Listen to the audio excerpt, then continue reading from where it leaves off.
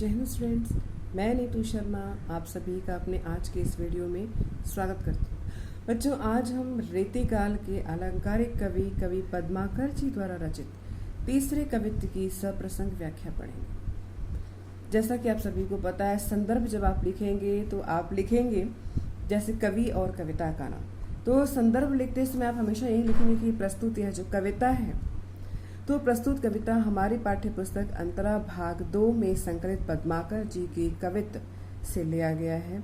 इस कविता में कवि ने वर्षा ऋतु के सौंदर्य का वर्णन किया है। जब आप प्रसंग लिखेंगे तो प्रसंग लिखते समय लिखेंगे कि यह जो वर्षा ऋतु है बड़ी ही मनमोहक होती है, मन को भाने वाली होती है।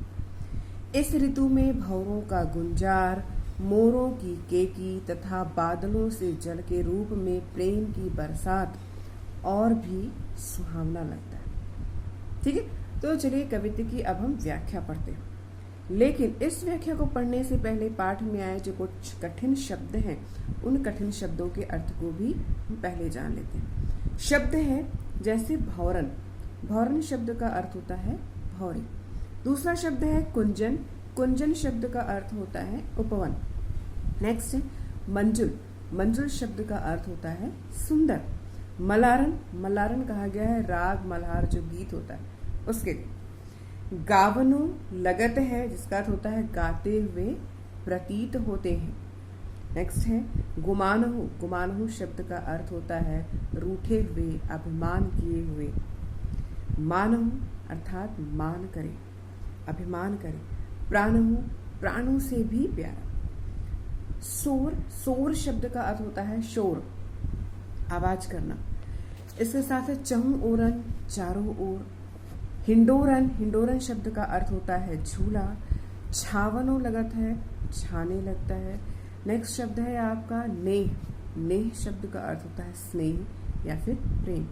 नेक्स्ट है मेह। मेह शब्द का अर्थ होता है वर्षा। बरसावन, बरसना।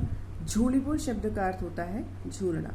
तो इस तरह से हमने जान लिया कठिन शब्दों का अर्थ।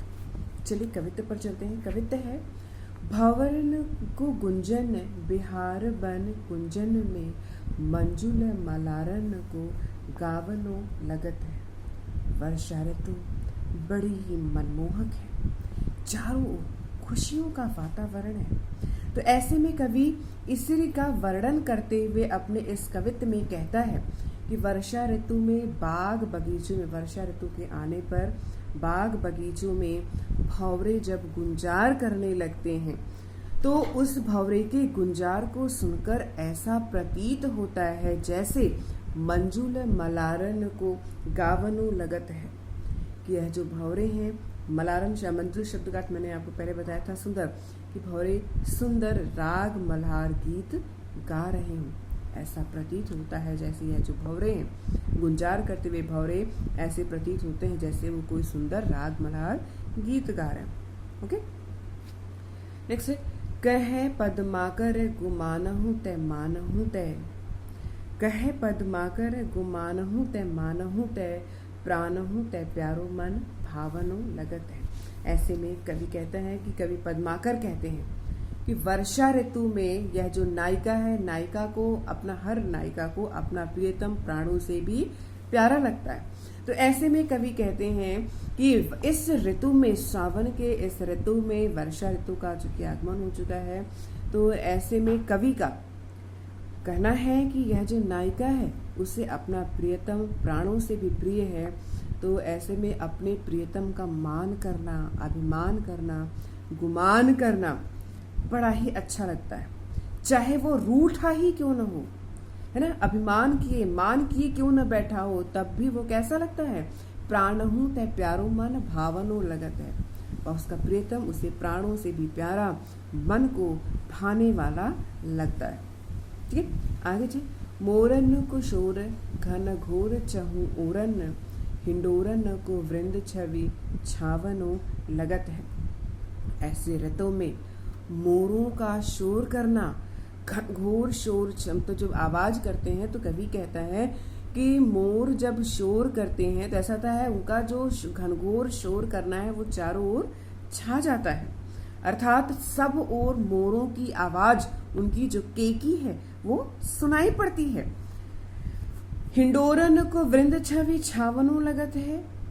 अब हिंडोरन शब्द का अर्थ होता है झूला, तो पेड़ों की डालियों पर झूले है ना, उसका जो सौंदर्य है वो छाने लगा, अर्थात पेड़ों की डालियों पर झूले पड़ गए हैं। तो इस सावन के महीने में पेड़ों की डालियों पर झूलों का पड़ना कैसा लगता है? बड़ा सुंदर लगता है। झूलों का होना सौंदर्य का प्रतीक हो जाता है, तो उसका सौंदर्य चारों ओर छाने लगता है, अर्थात हर एक डाली पर जैसे चारों ओर झूले पड़ गए हैं। नेह सर सावन में मेह बरसावन में, ऐसे में कवि पद्माकर कहती कि वह नायिका कहती है कि ऐसे मन भावन ऋतु में अपने प्रियतम पर क्या करता है? नेह सरसावन में अपने प्रियतम को प्रेम के रस से परिपूर्ण कर देना, उसके ऊपर प्रेम की वर्षा करना। देखिए अब है ना, नेह सरसावन में मेह बरसावन में अपने पर प्रेम की वर्षा करना, प्रेम को न्यौछावर कर देना। तो कवि कहता है कि प्रेम की वर्षा करने में, प्रेम को लुटाने में सावन में झूली वो सुहावनो लगत है कि, और ऐसे में सावन में झूला झूलना सब कुछ कैसा लगता है? बड़ा ही सुहावना लगता है। एक बार फिर से इस लाइन का अर्थ देख लीजिए। नेह सर सावन में, सावन के महीने में अपने प्रियतम को अपने प्रेम के रस से परिपूर्ण कर देना। मेह वर्षावन में अर्थात प्रेम रूपी जल की वर्षा करके उससे पूरी तरीके से प्रेम रस से डुबो देना, भिगो देना। और सावन में झूले को, और झूले पर झूलना कैसा लगता है? सुहावनो लगत है कि सावन में झूला झूलना बड़ा ही सुहावना लगता है, बड़ा ही अच्छा लगता है। तो इस प्रकार हमने इस कवित्व के अर्थ को जाना। इस कवित्व की विशेषता क्या क्या है वो देख लेते हैं। पूरा यह जो कवित्व है, ठीक है, ये छंद है, गेयता और संगीतात्मकता के गुण विद्यमान है। अनुप्रास अलंकार की छटा आपको जगह जगह दिखलाई पड़ती है। आपको बता दूं कि अनुप्रास अलंकार कहाँ का है? जैसे बिहार बन, मंजुल मलारन, छवि छावनो, इस तरह के शब्दों में अनुप्रास अलंकार का प्रयोग हुआ है। काव्यांश में माधुर्य गुण विद्यमान है। शैली जो है चित्रात्मकता से परिपूर्ण है। गेयता संगीतात्मकता के गुण पहले से मैंने बता दिया कि विद्यमान है।